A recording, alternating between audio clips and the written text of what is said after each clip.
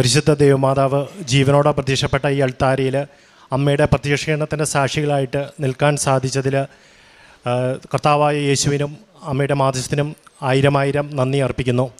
എൻ്റെ പേര് ജിബിൻ. ഞാൻ തലശ്ശേരി രൂപതയിലെ വായാട്ടുപറമ്പ് ഇടവകയിൽ നിന്നാണ് വരുന്നത്. ഞാനിവിടെ ഉടമ്പടി എടുക്കുന്നത് 2023 മെയ് 10 ഞാനിവിടെ ഉടമ്പടി എടുക്കാനുള്ള സാഹചര്യം എന്ന് പറഞ്ഞാൽ ഞാൻ 13 വർഷമായിട്ട് വിദേശത്തേക്ക് ഒരു ജോലിക്ക് ശ്രമിക്കുന്ന ആളാണ്. ഞാൻ 2010 കോഴ്സ് കഴിഞ്ഞപ്പോൾ കോഴ്സ് കഴിയുന്നതിന് മുമ്പ് തന്നെ എനിക്ക് നല്ലൊരു അധ്യാപകന ജോലി വന്നു. അപ്പം എൻ്റെ പേരൻസൊക്കെ ടീച്ചേഴ്സാണ്. അവർക്ക് ഞാനൊരു അധ്യാപകനായി തുടരണം എന്നൊരു പ്ലാൻ ഉണ്ടായിരുന്നു. പക്ഷേ എൻ്റെ മനസ്സിൽ അന്ന് എനിക്ക് ഒരു വിദേശത്ത് ഒരു കോഴ്സ് പോയി പഠിക്കണം, അവിടെ ജോലി ചെയ്യണമെന്നുള്ള ആഗ്രഹത്തിൽ ഉറച്ചു നിൽക്കുമായിരുന്നു. അവസാനം എൻ്റെ ആഗ്രഹത്തെ മാനിച്ച് എൻ്റെ വീട്ടുകാർ എനിക്ക് സപ്പോർട്ട് തന്ന് ഞാൻ IELTS പഠിച്ച് ഞാൻ കാനഡയ്ക്ക് അപ്ലൈ ചെയ്തു. അന്ന് കാനഡയ്ക്ക് പോകാമെന്ന് പറഞ്ഞാൽ വളരെ വിരളമായ ഒരു സംഭവമാണ്. കാരണം നമുക്കൊരു ബാങ്കിൽ നിന്ന് ലോൺ പോലും കിട്ടില്ല. പക്ഷേ എല്ലാ കാര്യങ്ങളും റെഡിയായി, കാനഡയ്ക്ക് പോകാനുള്ള ഇതെല്ലാം റെഡിയായി, കോഴ്സ് എടുത്ത് പോകാനുള്ള വിസയ്ക്ക് അപ്ലൈ ചെയ്തു. പക്ഷേ ലാസ്റ്റ് നിമിഷം വിസ റിജക്റ്റ് ആയിപ്പോയി.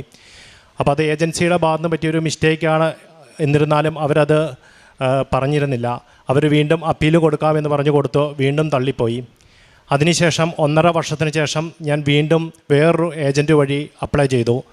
പക്ഷേ ആ ഏജൻറ്റ് എന്നെ പറ്റിച്ച് അന്ന് 6.5 ലക്ഷം രൂപയും കൊണ്ട് പോയി. പിന്നീട് ആ ഏജൻറ്റിനെ കുറിച്ച് ഒരു വിവരവും കിട്ടിയില്ല. എൻ്റെ കസിൻ ഉൾപ്പെടെയുള്ളവർ ഉൾപ്പെട്ട ഇടതായിരുന്നു. പക്ഷേ അവരെല്ലാവരും കൈമാറി. അതിനുശേഷം എൻ്റെ കല്യാണം നടന്നപ്പോഴും വൈഫ് പലപ്പോഴും IELTS കാര്യങ്ങളൊക്കെ എഴുതാൻ ശ്രമിച്ചെങ്കിലും പലപ്പോഴും മുടങ്ങിപ്പോകുന്ന അവസ്ഥയിലായി. അങ്ങനെ ഞങ്ങൾ നിലവിൽ ഞാൻ മാത്രം ഒരു ജോലിയിൽ തുടർന്നു. ഞങ്ങൾക്ക് കുട്ടികളുണ്ടായി. മുന്നോട്ട് ട്രൈ ചെയ്യാൻ പറ്റാത്തൊരു സാഹചര്യം വന്നു. 2019 ഞാൻ നിലവിൽ ഉണ്ടായിരുന്ന ജോലി രാജിവെച്ച് IELTS പഠിക്കാൻ വേണ്ടി തുടങ്ങി. അപ്രതീക്ഷിതമായി കൊറോണ വന്ന് അതും എനിക്ക് മുടങ്ങിപ്പോയി. അങ്ങനെ ഞങ്ങളുടെ ജീവിതം ഭയങ്കര സാമ്പത്തിക ബുദ്ധിമുട്ടുകളും, ഞങ്ങൾക്കൊരു നല്ല ജോലി കിട്ടിയിട്ട് അത് വേണ്ടെന്ന് വെച്ചിട്ടുള്ള എല്ലാവർക്കും ഞങ്ങളെ കുറ്റപ്പെടുത്താനും കാര്യങ്ങളൊക്കെ തുടങ്ങി. കാരണം ഞങ്ങൾ ആ ഒരു അവസ്ഥയിലോട്ട് തള്ളപ്പെട്ട് പോയിരുന്നു.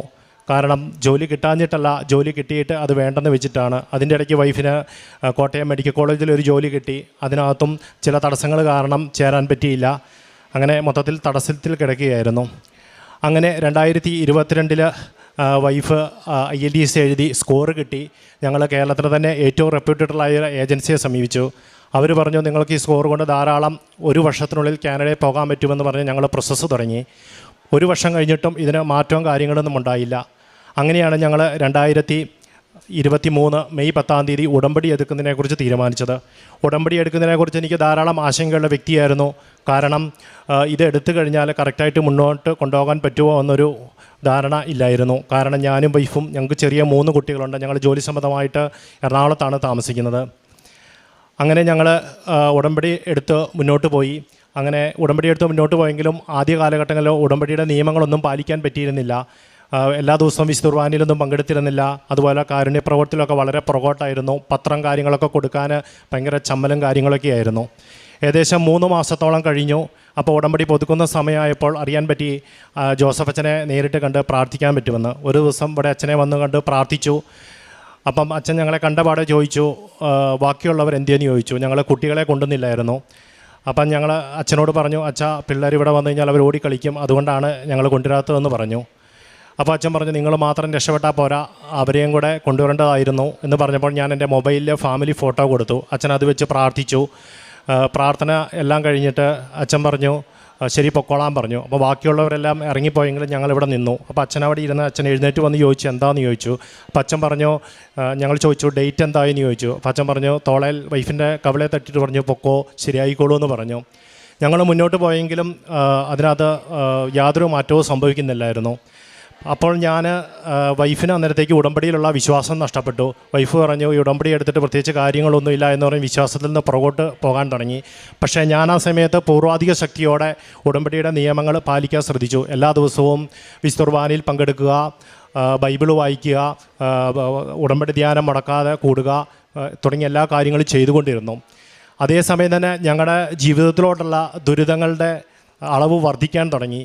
ഞാൻ എല്ലാ മാസവും ഞാൻ ഇവിടെ വന്ന് പത്രം മേടിച്ചുകൊണ്ട് പോകും. ഞാൻ കൃപാസനത്തിൽ വന്നാൽ അന്ന് വീട്ടിൽ എന്തെങ്കിലും പ്രശ്നങ്ങൾ സംഭവിക്കുന്ന രീതിയിലോട്ട് വരാൻ തുടങ്ങി. വണ്ടി ഉണ്ടെങ്കിൽ അത് സ്റ്റാർട്ടായില്ല.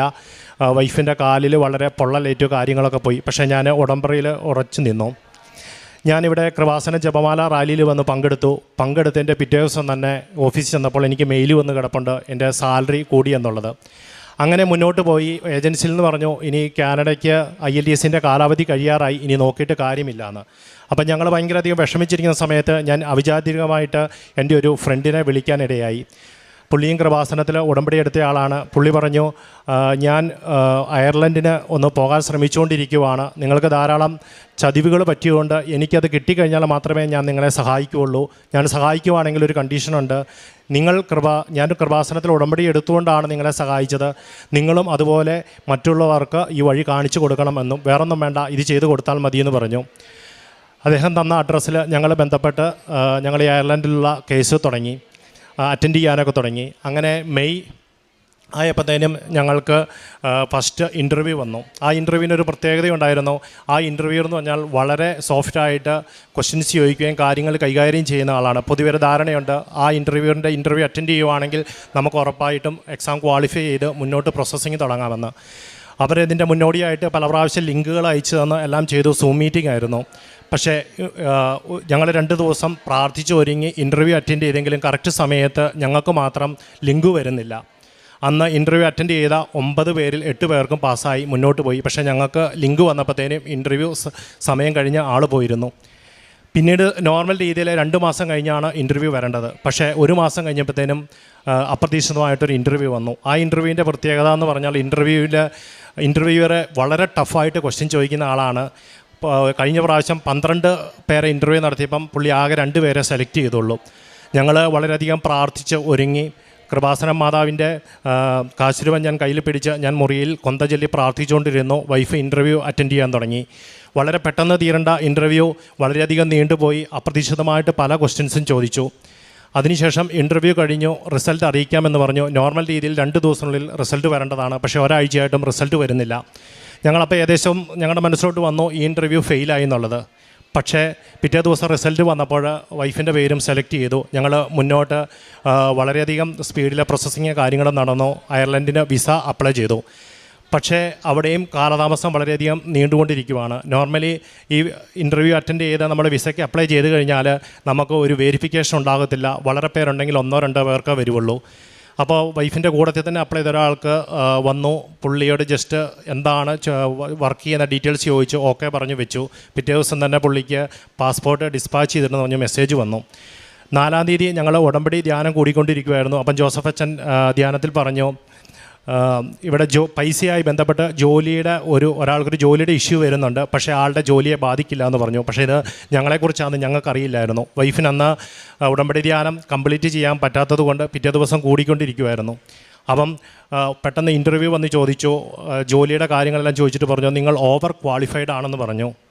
അതിനുശേഷം അവർ ചോദിച്ചു നിങ്ങൾക്ക് ആരെങ്കിലും പൈസ കാര്യങ്ങൾ കൊടുത്തോ എന്ന് ചോദിച്ചപ്പോൾ നമ്മൾ ഇതുമായിട്ട് ബന്ധപ്പെട്ട് നമ്മുടെ വർക്ക് പെർമിറ്റും മറ്റും പൈസ കൊടുത്തിരുന്നു. പക്ഷേ വൈഫിന് അതിനെക്കുറിച്ച് ധാരണയില്ല. വൈഫ് പറഞ്ഞു ഞങ്ങൾ പൈസ കൊടുത്തിട്ടുണ്ട് എന്ന് പറഞ്ഞു. അപ്പോൾ അത് ആൾക്ക് ഡൗട്ട് തോന്നി. പുള്ളി പറഞ്ഞു ഇതിനെക്കുറിച്ച് ചിന്തിക്കേണ്ടിയിരിക്കുന്നു പറഞ്ഞ് അവരൊരു മെയിൽ അഡ്രസ്സ് വന്നിട്ട് പറഞ്ഞു ഇതിനകത്തോടെ എത്രയും പെട്ടെന്ന് ഡീറ്റെയിൽസ് അയക്കണം എന്ന് പറഞ്ഞു. ഞാനന്ന് സ്ഥലത്തുണ്ടാകേണ്ട ആളല്ല, പക്ഷേ അന്ന് എന്തോ തുടങ്ങി ദൈവം തോന്നിക്കുന്നുണ്ടായിരുന്നു ഇവിടെ സ്ഥലത്ത് കാണണമെന്ന്. ഞങ്ങളത് പലരോടും വിളിച്ച് ചോദിച്ചു. അപ്പോൾ ആരും ഇങ്ങനൊരു ക്വസ്റ്റ്യൻ ഇതുവരെയും ചോദിച്ചായിട്ട് അറിയില്ല. ഇത് നമ്മളെ കൊണ്ടുപോകാൻ സഹായിക്കുന്ന ആൾക്കൊന്നും അറിയില്ല. അപ്പം നമ്മൾ അവസാനം ആളോട് ചോദിച്ച് നമ്മൾ ഗൂഗിൾ പേ ചെയ്ത് വർക്ക് പെർമിറ്റിന് കൊടുത്ത റീഫണ്ടബിൾ ആയിട്ടുള്ള പൈസയുടെ ഇത് അയച്ചു കൊടുത്തു.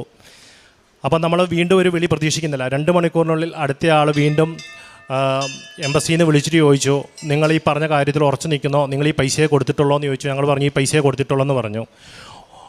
ഓക്കെ, നിങ്ങൾക്ക് നിങ്ങളുടെ വിസയുടെ കാര്യത്തിൽ ഇപ്പോൾ തീരുമാനമെടുക്കാൻ പോകാമെന്ന് പറഞ്ഞു. അപ്പോൾ നമ്മൾ ചോദിക്കുമ്പോൾ എല്ലാവരും പറയുന്നത് ഇതൊരു റീസണല്ല, റീസണിൻ്റെ പേരിൽ ഇത് തള്ളിപ്പോകാൻ ചാൻസ് ഇല്ല എന്ന് പറഞ്ഞു. അങ്ങനെ നമ്മൾ കോൾ അറ്റൻഡ് ചെയ്തു. ഞങ്ങൾ ഭയങ്കര ടെൻഷനിലായിരുന്നു. ഈ സംഭവങ്ങൾ നടക്കുന്ന 3-4 മണിക്കൂറിനുള്ളിൽ ഞങ്ങൾ കൊന്ത ചെല്ലുകയും പ്രത്യക്ഷീകരണ പ്രാർത്ഥന ചെല്ലുകയും ഉടമ്പടി ഉപവാസം എടുക്കുകയും കാര്യങ്ങളും എല്ലാം ചെയ്തു. അപ്പോൾ നമ്മൾ ബൈബിൾ തുടങ്ങി പ്രാർത്ഥിച്ച് ബൈബിൾ തുറന്നപ്പോൾ ദാവീദിൻ്റെ വിജയഗീതങ്ങളാണ് വന്നത്. അപ്പം ഞാൻ വൈഫിനോട് പറഞ്ഞു ഇത് യാതൊരു കാരണവശാലും ബാധിക്കില്ല എന്ന് പറഞ്ഞു. പിറ്റേ ദിവസം നമുക്ക് മെസ്സേജ് വന്നു നിങ്ങളുടെ വിസ ഡിസ്പാച്ച് ചെയ്തിട്ടുണ്ടെന്ന് പറഞ്ഞ്. അത് കിട്ടിക്കഴിഞ്ഞാൽ മാത്രമേ അറിയാൻ മാർഗ്ഗമുള്ളൂ. പക്ഷേ നമ്മുടെ ഒരു ഫ്രണ്ട് സൈറ്റിൽ ചെക്ക് ചെയ്ത് നോക്കി കഴിഞ്ഞപ്പോൾ മനസ്സിലായി അപ്രൂവ്ഡ് ആണെന്നുള്ള കാര്യം പറഞ്ഞു. അപ്പോൾ ആളുകൾ നമ്മളെ ബന്ധപ്പെട്ടിട്ട് പറഞ്ഞു നിങ്ങളെ ഇന്നലെ ആശ്വസിപ്പിക്കാൻ വേണ്ടി പറഞ്ഞതാണ്, ഇത് ഒരു കാരണവശാലും ഇങ്ങനെയുള്ള കേസുകളിൽ വിസ നമുക്ക് അനുവദിച്ച് കിട്ടില്ല എന്ന് പറഞ്ഞു. അപ്പം മാതാവിൻ്റെ മധ്യസ്ഥ പ്രകാരം ദൈവത്തിൻ്റെ ഒരു പ്രത്യേക ഇടപെടൽ ഉള്ളതുകൊണ്ട് മാത്രമാണ് കിട്ടിയത്. ഇതിന് ശേഷവും ആളുകൾ പ്രിപ്പയർ ചെയ്യുന്നെങ്കിൽ ഇങ്ങനത്തെ ഒരു ക്വസ്റ്റ്യൻ ചോദിച്ചിരുന്നില്ല. ഒരിടയ്ക്ക് ഞാൻ പറഞ്ഞിരുന്നു വൈഫ് ഉടമ്പടിയിലുള്ള വിശ്വാസം നഷ്ടപ്പെട്ടു എന്ന് പറഞ്ഞു. അപ്പം ഇവിടെ ഈ വർഷം കൃപാസന ജപമാല റാലി നടക്കുന്നതിന് മുമ്പ് വൈഫ് ഇങ്ങനെ ഇതിൽ പങ്കെടുക്കണോ വേണ്ടതെന്ന് ആലോചിച്ചുകൊണ്ടിരിക്കുമായിരുന്നു. അപ്പോൾ ഇതിൻ്റെ തലേ ദിവസം അതിൻ്റെ ആൾ പറഞ്ഞു നിങ്ങളുടെ വിസയെല്ലാം ആയിട്ടുണ്ട്, എത്രയും പെട്ടെന്ന് പോകാൻ റെഡി ആയിക്കോളാൻ പറഞ്ഞു. അപ്പോൾ വൈഫിനാണെങ്കിലൊരു വിശ്വാസം വന്നു ജപമാല റാലിയിൽ പങ്കെടുക്കണമെന്ന്. പിറ്റേ ദിവസം വന്ന് പങ്കെടുത്തു. പക്ഷേ അതന്ന് ഇത് റെഡി ആയിട്ടില്ല. അതിനുശേഷമാണ് ഈ കാര്യങ്ങളെല്ലാം നടന്നത്. ഇവിടെ വന്ന് ജപമാല റാലിയിൽ പങ്കെടുത്ത് തിരിച്ചു പോയി. അതിനുശേഷം വൈഫ് പോകാൻ റെഡിയാകുന്നതുകൊണ്ട് ഞാൻ പറഞ്ഞു വേറെ സ്ഥലത്തോട്ട് പോവുകയാണ്, ഇവിടെ വന്ന് ഉടമ്പടി എടുക്കണമെന്ന് പറഞ്ഞു. അപ്പം ഞങ്ങൾ തമ്മിലൊരു കൺഫ്യൂഷനായി. കുടുംബത്തിൽ ഒരാൾ ഉടമ്പടി എടുത്താൽ മതിയല്ലോ, രണ്ടുപേരും വേണ്ടല്ലോ എന്ന്. പക്ഷേ ഞങ്ങളത് ആലോചിച്ച് ഇവിടെ വന്നു. ഇവിടെ വന്ന് ഞങ്ങൾ സംശയിച്ചാണ് രണ്ടുപേരും, ഞാൻ ഉടമ്പടി പുതുക്കുകയും ചെയ്യണം, വൈഫ് പുതിയതായിട്ട് ഉടമ്പടി എടുക്കുകയും ചെയ്യണം, സംശയിച്ചാണ് വന്നത്. ഞങ്ങളിങ്ങോട്ട് കയറി വരുന്ന പാടെ രാവിലെ 5:45 ഞങ്ങളുടെ മൂക്കിലോട്ട് ഭയങ്കരമായിട്ട് മുല്ലപ്പൂവിൻ്റെ മണം കയറി വന്നു. അപ്പം വൈഫ് പറഞ്ഞു ഇത് ഇവിടെ വേറെന്തെങ്കിലും ആയിരിക്കുമല്ല എന്ന് പറഞ്ഞു. പക്ഷേ ഞങ്ങൾ അതിലേക്കൂടെ ഒരു 10-15 മിനിറ്റ് പല സ്ഥലത്തൂടെ നടന്ന് നോക്കിയെങ്കിലും ഞങ്ങൾക്ക് കിട്ടിയില്ല. അപ്പം അങ്ങനെ വൈഫും കൂടെ കൂടുതൽ ശക്തിയോടെ വിശ്വാസത്തിലോട്ട് വന്നു. ഈ കഴിഞ്ഞ കാലഘട്ടത്തിലൊക്കെ നമ്മുടെ ഈ തടസ്സങ്ങൾ നേരിട്ടുന്ന സമയത്തൊക്കെ ഒരിക്കൽ ഞാൻ ജോസഫച്ചനെ സ്വപ്നം കണ്ടു. ജോസഫച്ചൻ സ്വപ്നത്തിൽ പ്രത്യക്ഷപ്പെട്ട് 24/7 ഇങ്ങനെ 2 ഡേറ്റുകൾ ഞങ്ങൾക്ക് കാണിച്ചു തന്നു.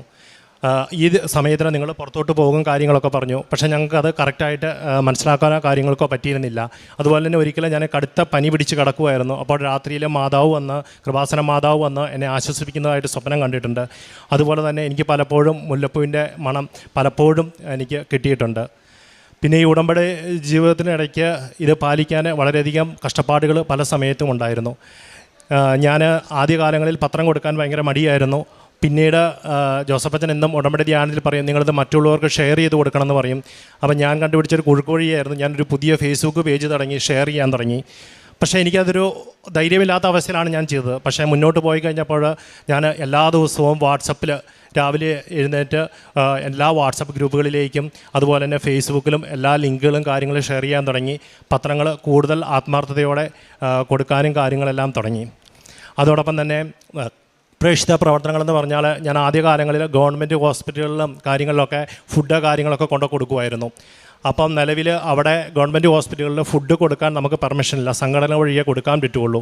ഞങ്ങളപ്പോൾ അവിടുത്തെ സെക്യൂരിറ്റി ചേട്ടൻ ഞങ്ങളെ ഹെൽപ്പ് ചെയ്തിട്ട് ആവശ്യപ്പെട്ടവർക്ക് കൊടുക്കുമായിരുന്നു. പിന്നെ അദ്ദേഹം തന്നെ പറഞ്ഞു ധാരാളം ഇവിടെ ഫുഡ് വരുന്നുണ്ട്, നിങ്ങൾ കൊടുക്കുന്ന ഫുഡൊക്കെ വേസ്റ്റ് ആക്കുക എന്ന അവസ്ഥയാണെന്ന് പറഞ്ഞു. അപ്പോൾ നമ്മളത് നിർത്തി. ഓരോ മാസവും ഞാൻ പ്രേക്ഷിത പ്രവർത്തനത്തിനായിട്ട് പൈസ കാര്യങ്ങളൊക്കെ മാറ്റി വെക്കാറുണ്ട്. അത് കൂടുതൽ അർഹതപ്പെട്ട ആളുകളെ കണ്ടു കഴിയുമ്പോൾ അവർക്ക് കൊടുക്കുക കാര്യങ്ങൾ ആണ് ചെയ്തത്. അതുപോലെ തന്നെ ജീവിതത്തിൽ ഞാൻ ഉറച്ച് വിശ്വസിക്കുന്നു ഈ 13 വർഷം നോക്കിയിട്ട് നടക്കാത്ത കാര്യങ്ങൾ ഇവിടെ ഉടമ്പടി എടുത്തുകൊണ്ട് മാത്രമാണ് നടന്നത്. അതുപോലെ തന്നെ ഒരിടയ്ക്ക് ഞാൻ ഉടമ്പടി 3 തവണ പുതുക്കി. 4ാം തവണ പുതുക്കി കഴിയുമ്പോൾ നമുക്ക് സിൽവർ ഉടമ്പടിയിലേക്ക് കിടക്കണം. അപ്പം ജോസഫച്ചന് എപ്പോഴും പറയുന്നൊരു കാര്യമുണ്ട്, ഇവിടെ യോഗ്യതയില്ലാത്ത പലരും ആണ് വന്നെടുക്കുന്നതെന്ന്. അപ്പോൾ എനിക്കും മനസ്സിലൊരു പേടിയുണ്ടായിരുന്നു, എനിക്കതിനുള്ള യോഗ്യതയില്ല, പക്ഷേ ഉടമ്പടി പുതുക്കാതിരിക്കാനും വയ്യ. അങ്ങനെ ഒരു ദിവസം ഞാൻ എൻ്റെ വീട്ടിലോട്ട് പോകുന്ന വഴിക്ക് ഉടമ്പടിയുടെ പത്രവും മെഴുകുതിരി എല്ലാം എടുത്ത് വണ്ടിയെ വെച്ചു. വീട്ടിൽ ചെന്ന് കഴിഞ്ഞപ്പോൾ ഈ പത്രം കാണാനില്ല.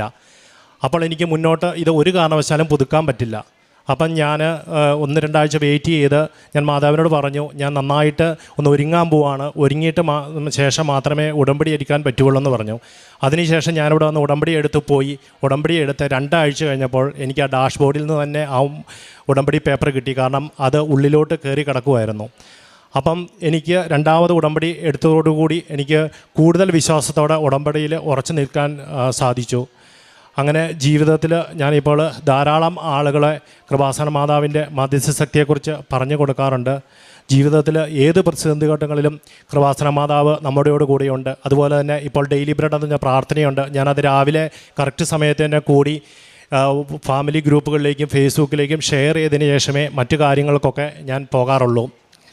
അതുപോലെ തന്നെ എനിക്ക് ജീവിതത്തിൽ വളരെയധികം ടെൻഷനുള്ള വ്യക്തിയായിരുന്നു. ഇപ്പം ഞാൻ എന്ത് കാര്യത്തിന് ഇറങ്ങി തിരിച്ചു കഴിഞ്ഞാലും ഞാൻ കർത്താവിൻ്റെ നാമത്തിലും അമ്മ കൃപാസനം മാതാവിൻ്റെ മധ്യസ്ഥതയിലും ഏൽപ്പിച്ചു കൊടുത്തിട്ടേ പോകാറുള്ളൂ. എല്ലാ കാര്യങ്ങളും ഏറ്റവും ഭംഗിയായിട്ട് നടക്കാറുണ്ട്. ടെൻഷൻ എന്ന് പറഞ്ഞ അവസ്ഥ എനിക്ക് ജീവിതത്തിൽ ഇല്ല. അതുപോലെ തന്നെ ജീവിതത്തിൽ അവിചാരിതമായിട്ട് വരുന്ന എല്ലാ പ്രതിസന്ധികളിലും വരുമ്പോൾ ഞാൻ ടെൻഷൻ അടിക്കുന്നതിന് പകരം ഒരു കൊന്ത ചൊല്ലി തീർക്കുവാണ്. അതും ജീവിതത്തിൽ എനിക്ക് ധാരാളം അനുഗ്രഹങ്ങൾ തന്നിട്ടുണ്ട്. ഇപ്പം നിലവിൽ വൈഫ് മാത്രമാണ് പോകുന്നത്. അധികം താമസിക്കാതെ എനിക്കും കുട്ടികൾക്കും കൂടി പോകാൻ പറ്റും. ഇവിടെ വന്ന ഒരു സാക്ഷ്യം കൂടി പറയാൻ പറ്റുമെന്ന് പൂർണ്ണ വിശ്വാസത്തോടെ ഞാൻ എൻ്റെ വാക്കുകൾ നിർത്തുന്നു. നിയമാവർത്തന പുസ്തകം 31:8.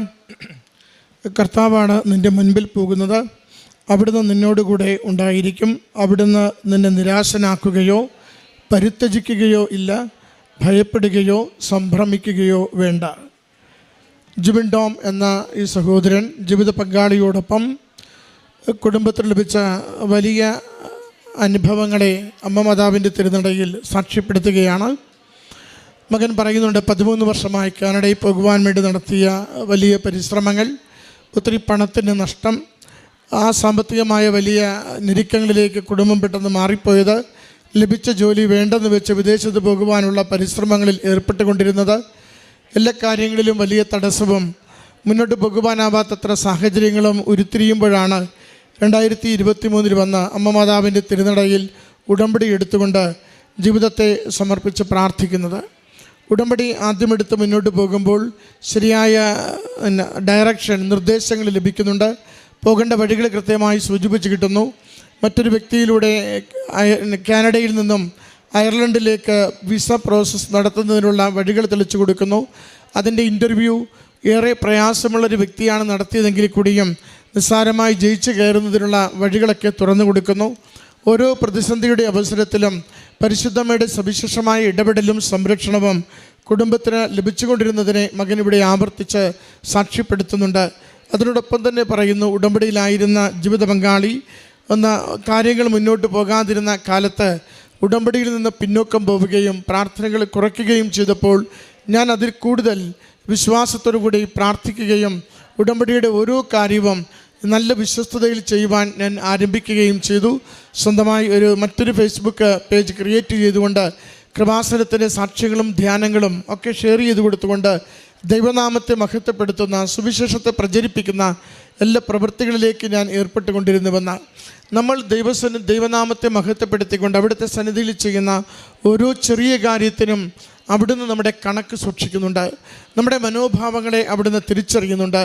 നാം എങ്ങനെ ദൈവത്തോട് ഇടപെടുന്നു, അമ്മ മാതാവിനോടുള്ള ബന്ധത്തിൽ നമ്മൾ എങ്ങനെ വ്യാപരിക്കുന്നു, അതിനനുസരിച്ച് അമ്മ മാതാവ് തിരുക്കുമാരനോട് പറഞ്ഞ് നമ്മുടെ ജീവിതങ്ങളെ കൂടുതൽ കൂടുതൽ സുരക്ഷിതമാക്കും, കൂടുതൽ ക്ലേശങ്ങൾ മാറ്റിത്തരും, കൂടുതൽ അനുഗ്രഹങ്ങളിലേക്ക് നമ്മളെ നയിച്ചുകൊണ്ടിരിക്കും. സഹോദരിയും ജീവിത പങ്കാളിയും ആവർത്തിക്കുന്നുണ്ടായിരുന്നു, ഇൻ്റർവ്യൂവിൽ പങ്കെടുക്കുമ്പോൾ വെരിഫിക്കേഷന് വേണ്ടി വരുമ്പോൾ ചോദിക്കാത്ത ചോദ്യങ്ങളൊക്കെയും, മറ്റുള്ളവരോട് ചോദിക്കാത്ത ചോദ്യങ്ങളൊക്കെയും ചോദിക്കുന്നു. സാമ്പത്തിക വിഷയങ്ങളിലേക്ക് കാര്യങ്ങൾ എത്തുന്നു. അത് വിസ പോലും റിജക്റ്റ് ചെയ്യപ്പെടുന്ന കാര്യങ്ങളാകുമോ എന്ന് സംശയിക്കുന്നു.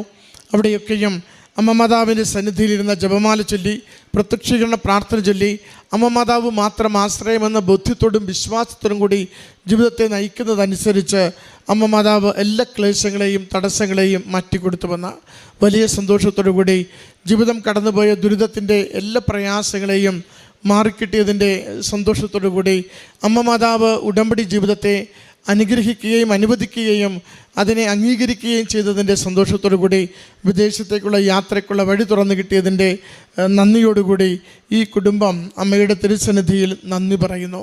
നമ്മുടെ നിയോഗങ്ങളെ, പ്രാർത്ഥനകളെ, എത്ര ക്ലേശമുള്ളതും എത്ര പഴക്കമുള്ളതും എത്ര കണ്ട് കുഴഞ്ഞു മറിഞ്ഞതുമാണെങ്കിലും അവയെ അമ്മ മാതാവ് തിരുക്കുമാരന് കൊടുത്ത് വേഗത്തിൽ നമുക്ക് പരിഹരിച്ചു തരണമേ എന്ന പ്രാർത്ഥനയോടുകൂടി കരങ്ങളടിച്ച് ഈ മക്കളുടെ സാക്ഷ്യത്തെ അമ്മ മാതാവിനും തിരുക്കുമാരനും സമർപ്പിക്കും.